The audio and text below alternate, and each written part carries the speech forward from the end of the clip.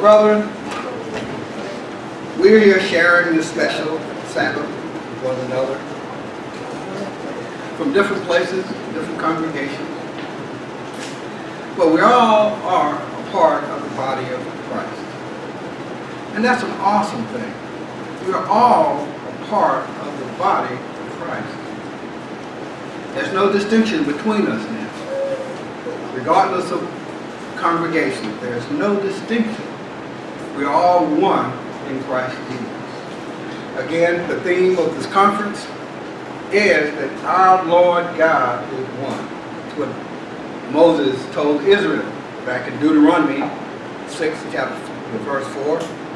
He says, "Hear, O Israel, the Lord our God is one."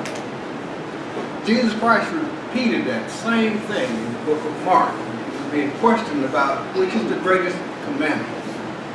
In Mark 12 and verse 29, Jesus answered, "The foremost is, Hear, O Israel, the Lord God, our Lord God is one."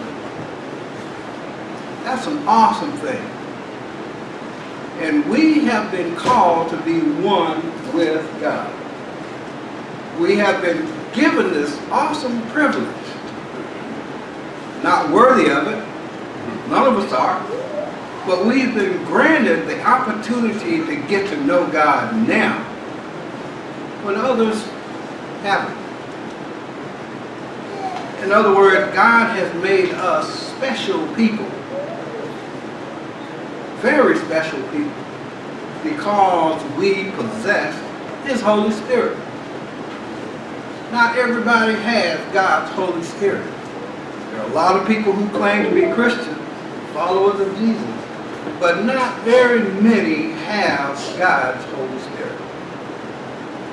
And that's awesome to think that God has granted you and I the privilege of having it. And the reason He did that was so that we would come to know the truth and be freed from the bondage that we've been held under from the day of our birth. You know about the scripture there in Revelation 12, where Jesus Christ reveals to the church that Satan has deceived the whole world. That's all of us, brother. All of us. At one time, we were deceived, just like the world. But thanks be to our great God who called us out, called us to His Son, that we might be able to know Him and develop a genuine relationship with Him, His Son, Jesus Christ. In His shed blood, we are now innocent before God. We have been granted His Holy Spirit to help us to become like Him. We have to become just like God. That's an awesome thing. Never ever thought about being God or being a part of God's family, as far as that matters. Now I say I never thought about being God. God is one, and He is one family. So I never really thought about being in the family of God. But I have been called and given knowledge that compel me to seek God. All of you all have that same privilege. He's granted you the heart and the desire to get to know Him, to get to know Him better. And I hope you're taking advantage of it. You know, I look around the world, and I look at the world and how destructive it is, and how things are really on edge in this world. People are feeling victimized, by the leaders and the trusted. See, we can't even trust the people who are supposed to report to us about their activities. That's the news media. They call them, spin doctors these days. Okay? But here we have been given God's Holy Spirit that we would know the truth and be freed from the deception that is going around in the world. And one of the things that we have the privilege of doing is being partakers of God's divine nature. That's why we were called, so that we could become partakers of God's divine nature The very thing he offered the first man, Adam, he offered it to him freely. Eat of this tree all you want. This is the tree of life. Eat of it all you want. But we know the story. Didn't go that way. Adam and Eve got kicked out of the Garden of Eden. And from that point on, mankind has been under the influence of Satan. From the day that they got kicked out of the Garden of Eden. But we're fortunate that God called man Abraham and established Abraham to be his people, to lead his people, to be a life of his people. And he used Abraham's descendants, Isaac, Jacob, and the tribes of Israel to be a guide for us. Timothy, Paul says to Timothy in 2 Timothy 3:15, says that if you want to be corrected, if you want to know the truth, look back to the scriptures. You know, history is the most important thing that we have available to us. History tells us why things are as they are today. They're going to tell you, history will tell you what tomorrow is going to be like if we pay close attention to what took place in history. When we look back over the history of Israel, we see a people set aside by God, made God's own possession. See? And they were to be an example to the rest of the world. But what happened? God says, hey, don't get involved with the nations that I drive out before you. Don't partake of their ways. Don't get involved with their gods. But all through the history of Israel, we see Israel turning from God, reaching out to the nations around them because they seem to be more into things than the people of God. And that's what we see here in the world today. We see people who have no conscience of God reaping all the benefits of the resources of the earth and charging us for it.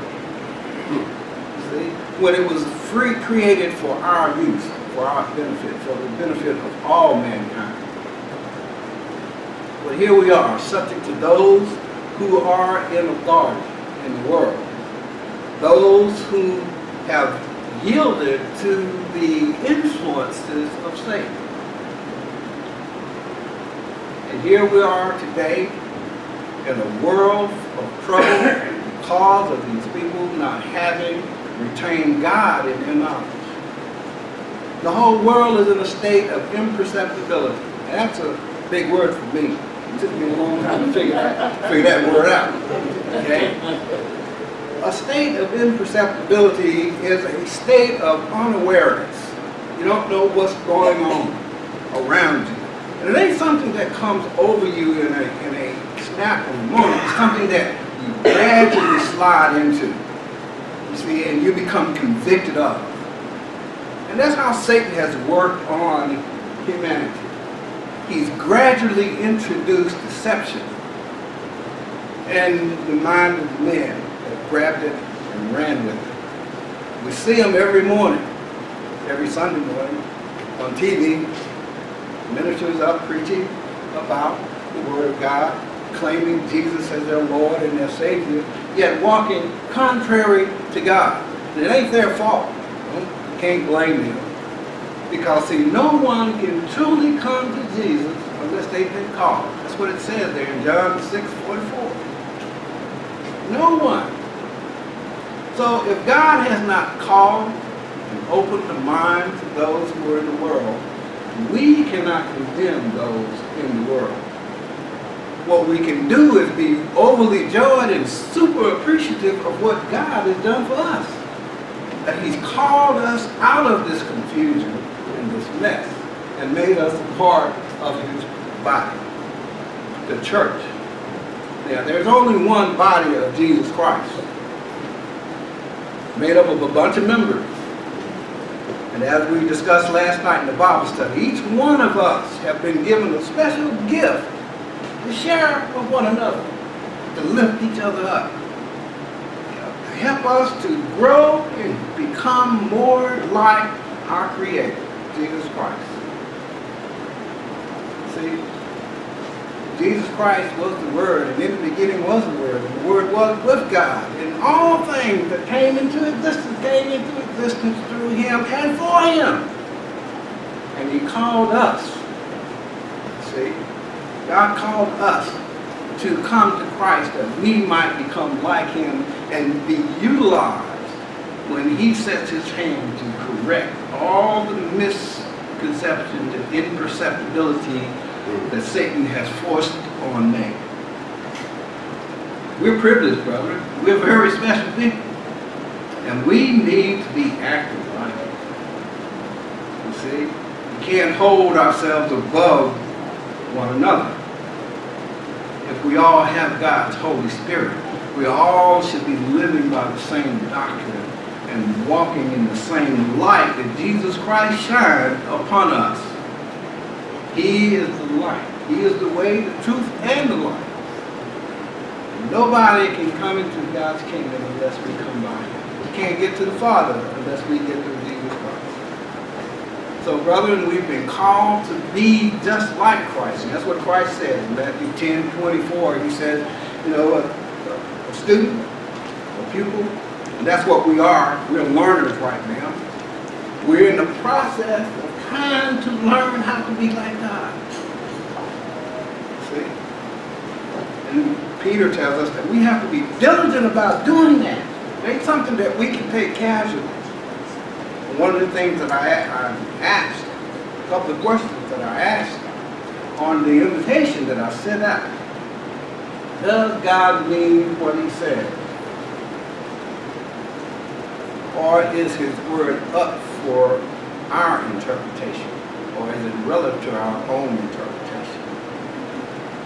Now Peter tells us there in the first chapter of Peter, 2 Peter chapter 1, verse 20, that no scripture is of one's own private interpretation. So we can't be putting our slant on things. Okay? Just because it fits within our psyche. God never changes, like David says. He's the same today as He was yesterday, and He's going to be the same tomorrow. Okay?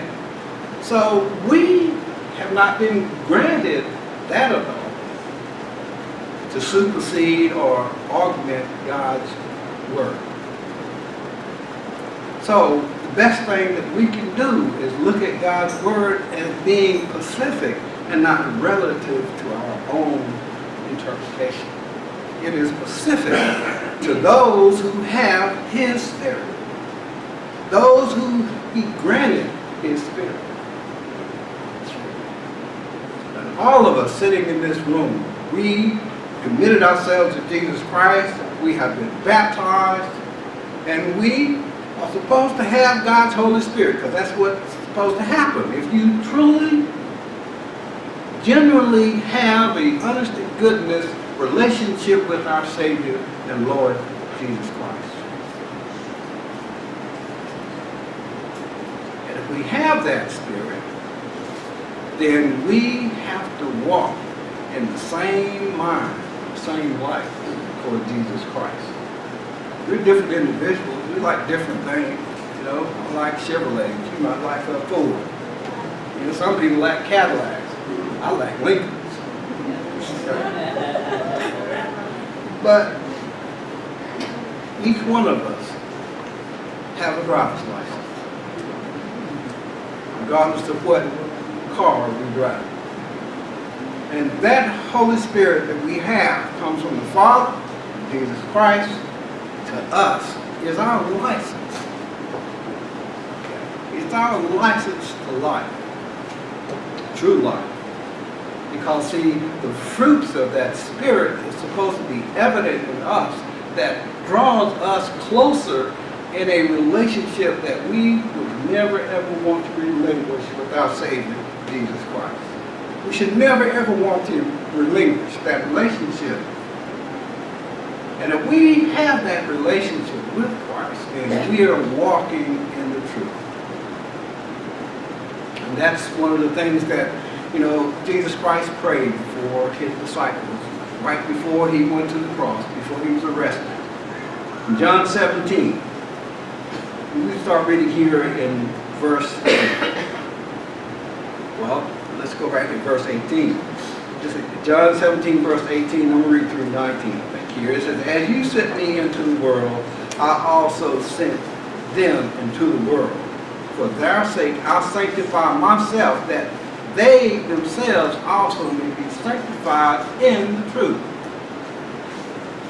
See, all of us have been given everything that we need to understand and grow in truth. We are to walk in truth.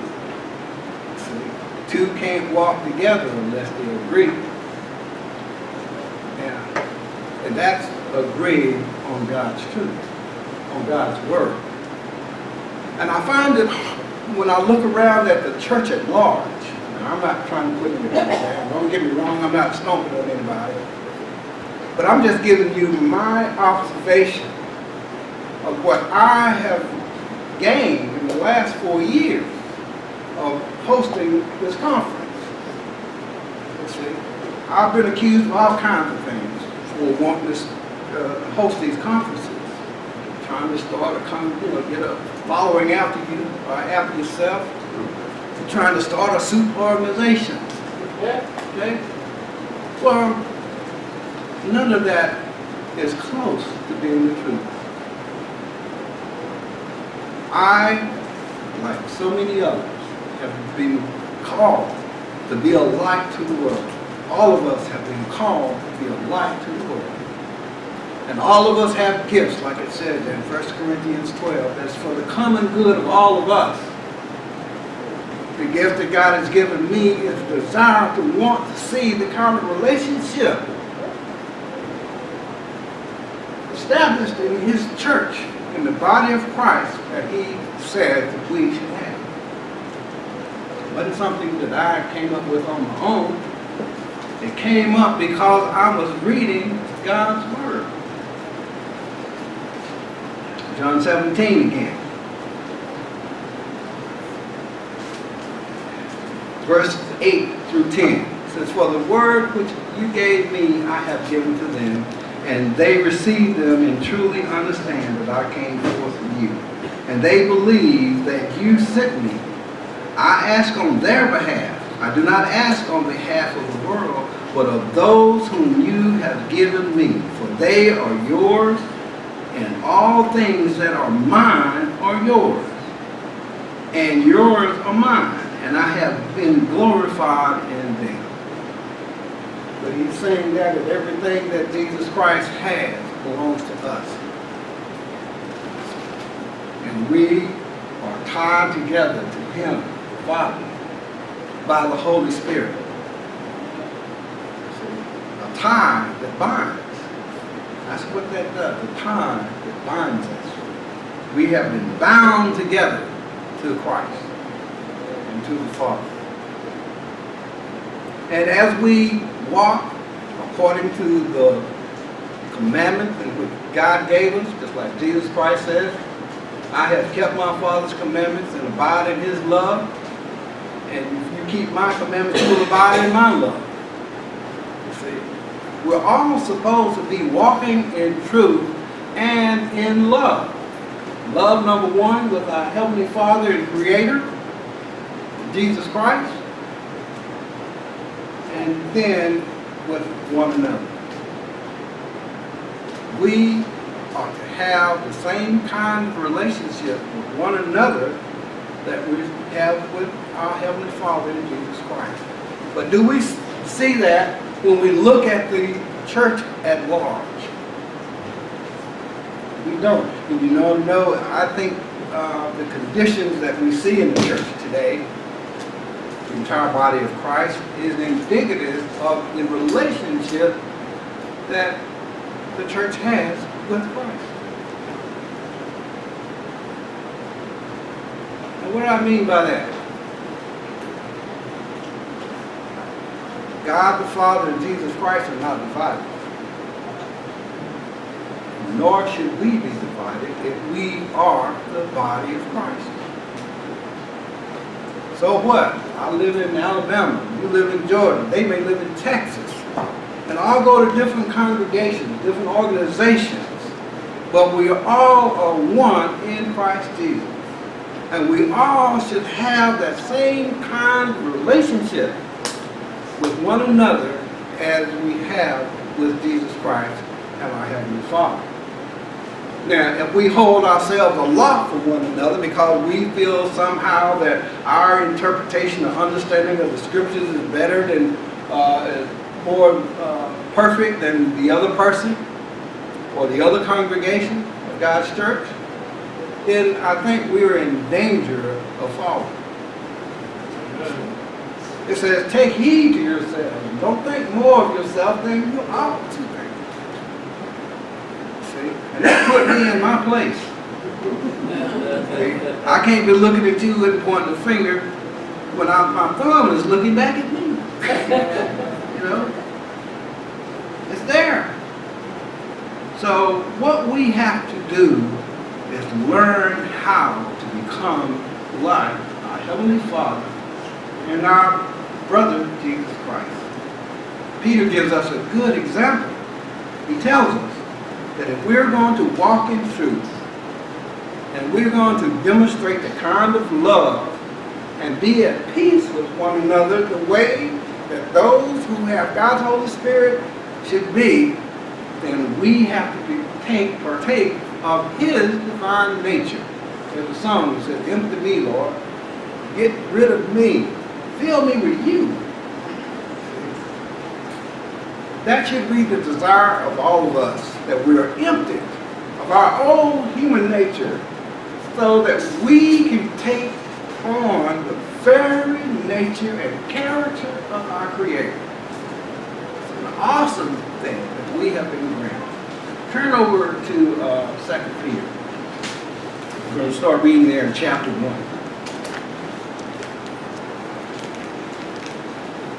And these scriptures right here really drove home the urgency that God wants us to have when it comes to becoming like Him. 2 Peter chapter 1. Now here's Simon Peter, an apostle of Jesus Christ, to those who have obtained the like precious faith, okay, with us by the righteousness of our Lord and Savior Jesus Christ. I usually read this out of the New American Standard. Okay, but today I'm reading out of Schofield's New King James Version. The wording is a little bit different, but the meaning is the same. We all have to have the same faith, the same mind, the same desire, heart to walk like Jesus Christ walked. To be in the eyes of our Heavenly Father the same as Jesus Christ. Because through His blood we were made totally innocent before Him. Before the Father, in the blood of Jesus, we stand innocent even though we're yet sinners. Because we have that faith to believe in the Son of God. So it behooves all of us to listen to what Peter has to say in regards to our partaking of the divine nature and becoming like our Creator and our elder brother Jesus Christ. He says, to those who have obtained a like precious faith with us by the righteousness of our God and Savior Jesus Christ. He says, grace and peace be multiplied to you in the knowledge of God and of Jesus Christ. You know, when we start to investigate, look at the relationship that God has and Jesus Christ has, then we need to take heed to the kind of relationship we have. Not just the relationship we have with them, but the relationship that we have with our brothers. You see, just like the world, has not received the calling that we have. And not everybody that has received that calling grow at the same pace. You may bring up something that's different and new, and people may recall because of the fact that that's human nature. It always recalls something different from what it believes. But as long as the truth is maintained and put forth, all of us can grow and become what Jesus Christ would have us to become. The younger people should be looking to the older people as an example. I don't know, that might be a little hard to do these days, okay? But we as older people in the congregation of God, the elders as they call it, okay? The younger people should be looking to us for guidance, for leadership, and demonstrating the way of God to them, so they don't get caught up in this worldly situation. See? We can't afford to let our children be cast out into the world. They ain't gonna like what you tell them. They ain't gonna like it at all, but you have to be forceful. See? You have to make sure they get the message. Just like God makes sure we get the message when we, if we mess up. See? Sin has a perfect penalty, we know. We are all dead if it wasn't for Jesus Christ. And today, when we mess up, we suffer the consequences of those errors that we make.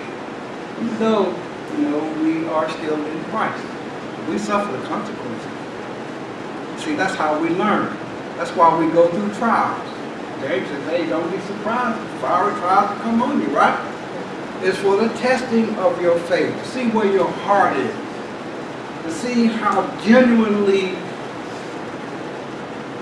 devoted you are to the truth of God. And a lot of times when we're faced with the truth, if it conflicts with where we're coming from, a lot of times we kind of take a back seat. We shy away from the truth. See? Because the truth is like a two-edged sword. It cuts to the quick. See? But the trick is to rebound and realize that God will not let anything that happens to you that is not for your good if you are genuinely involved in a relationship with Him and His Son. It's all going to be for your good. So when I say that the overall congregations of God's church reflect the attitude that we have or the relationship that we have with Jesus Christ, we can then begin to understand why we don't see the things that God said that ought to be happening amongst His people happen.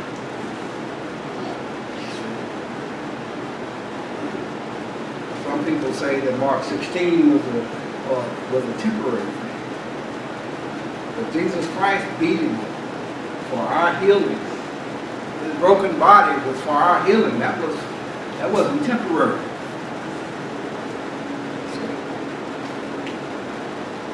God is the same today, as David says, as He will be tomorrow. So, it behooves us to make sure that we stay on the right footing with Jesus. If we're to be one with Him and the Father, then we need to be making sure that we got their mindset on our mind. Okay? We need to keep them on the very front pages of our mind so that we can always be reminded, okay, of who they are and who we are, see, in Christ. We need to be constantly reminded. And that's what this conference is about. reminding all of us of who we are in Christ and the kind of relationship we need to have with one another. And I'm not just talking about in your respective congregations. I'm talking about in the body of Christ. When Jesus Christ told the disciples, "You are the light of the world," he didn't say, "But John, you're going to be the light of the world." Okay? By all means, you're going to be accountable here. All of them were designated lights, just like all of us. One thing, if I die of natural causes before he get here, the very next thing I see is going to be his smiling face saying, "Well done, you good and faithful servant." All of us want to hear that. Every one of us want to hear that we have done a good job in God's eyes, in God's sight. Brother, the only way that we're going to be able to do that is to be diligent about partaking of his divine nature. See, about becoming just like him. Doing things the way that Jesus Christ would do. When you're confronted with a situation, ask yourself, what would Jesus do? That sounds like a corny phrase, don't it? But you know what? Something I confront myself with all the time. What would Jesus do? How would he handle this situation? I remember the scripture there, and the disciple says, "Hey Lord, there's a bunch of guys over there casting out demons in your name, doing all these things. You want us to call fire down out of heaven? They ain't following us. You want to call down fire out of heaven on them?" Jesus said, "No, they ain't against you. What kind of harm are they going to do you?" I think there's another scripture there that also says that if they do anything in my name, and it come to pass, they're going to be following me with you. So, brother, we have an awesome opportunity ahead of us, an awesome hope of becoming truly like God. And our job today is to partake of his divine nature. Don't count that as something light. It's not something that you can be casual about. God's word is specific. And he means what he says, and he says what he means. If he says don't be caught up in the world, then you best be trying to get out of the world. Because it's going to be some devastation on the world. You can look back through the history of Israel and you can see it. That's why history is so important. It tells you what not to do. That's why Paul says, look back to the scripture. They're there for our example. If you want to be correct, you want to be reproved, you want to know what it is that's right. Look back and see what examples God has left for us in the track of Israel. All day long, God had an outstretched arm to Israel. Even when they were belly up, caught up in all kinds of iniquity and stuff, God still had an outreached arm for them. He was reaching out to them. He always sent someone to tell the leaders of the people to change, to repent. You can read about it in Ezekiel, Isaiah. Be like the man Isaiah said, send me, I'll go tell him.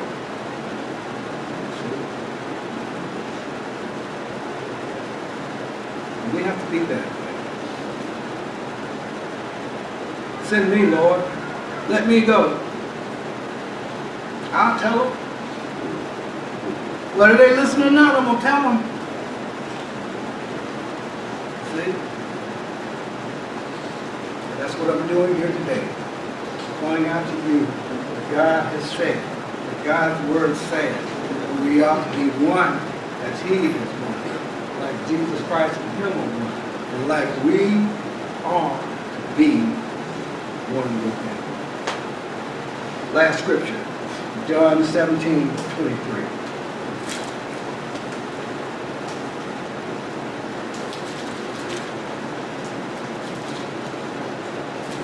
Remember that John scripture there in John 13, he says, I'm not going to turn to it, I'm just going to refer to it. So This John 17:23 is going to be the last scripture.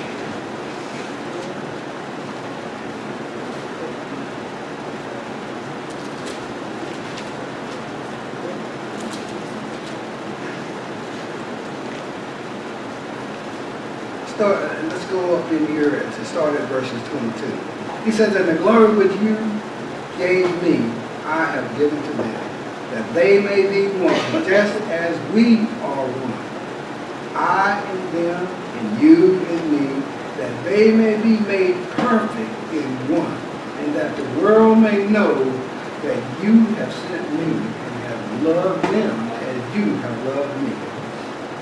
Father, I desire that they also, whom you gave me, may be with me where I am, that they may behold my glory which you have given me. For you loved me before the foundation of the world. O righteous Father, the world has not known you, but I have known you, and these have known that you sent me. And I have declared to them your name, and I will declare that the love with which you love me may be in them and I in them." Brother, again, we have an awesome, awesome future. We're very special people. God has granted us something that nobody else in the face of the earth has, with the exception of other brethren who are in congregations scattered around this globe, like you on this day, sitting and listening to the word of God that's happening. We're very special, and we need to take that to heart, and we can do that if we put forth maximum effort to become one as He is. And don't let the world creep up on you. When you become isolated and get picked off like the weak lamb in the herd, that's what the wolves do. They pick off the weak guys. So we have to be strong in the Lord, filled with His Holy Spirit, and dedicated to being an example to the world. So, brother, take it to heart. Look out for your brothers in other congregations. If you know where they live in your community, reach out to them. Go over and speak to them. Don't let that dogma separate you. That might be separating the organizations. Okay? We all are one in the eyes of God, regardless of where you come from, what congregation that you attend every Sabbath. Remember that, and we will inherit the promise that God made to us, that we will be first fruits and the bride of Christ. That's an awesome future. It ought to be inspiring and motivating that we should do all that we can to take on God's divine nature.